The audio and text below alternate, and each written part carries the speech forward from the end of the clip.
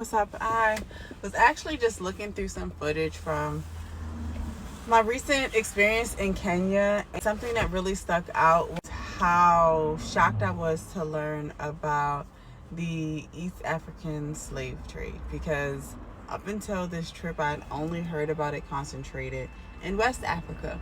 And my entire life, people say that I favor someone that is from an East African country, and to learn that East Africa was also impacted as we walked through the Portuguese Fort Jesus or Jesus in Mombasa. It was a really impactful and emotional experience being in the dungeons where enslaved Africans were kept right before they left to never return to the continent again, the door of no return.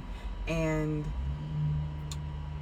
it really highlights how impactful travel is, because you can have an educational experience like this. And for me, it really just opened things up, because I had no idea these weren't the types of things that have been taught to me in any of my studies, quite honestly. And it's one of the things that I really enjoy about travel. So I'm going to insert a clip here that basically shows the dungeon where the enslaved Africans were kept. Done, there is still a lot of human fossils in this. When the British took over, the same room is where our main prisoners were locked.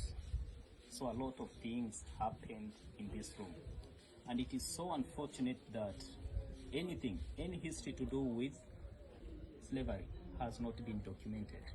Do you know why? Majority of people, I told you, in Mombasa, 90% of people are Muslims.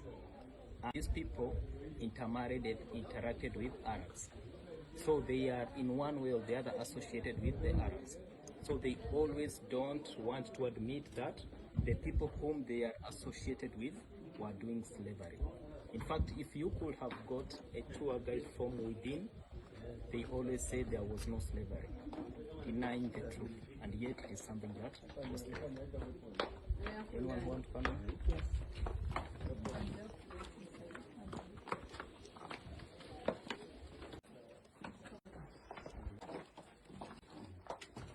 You can imagine being held here for a week or more than a week. No way out.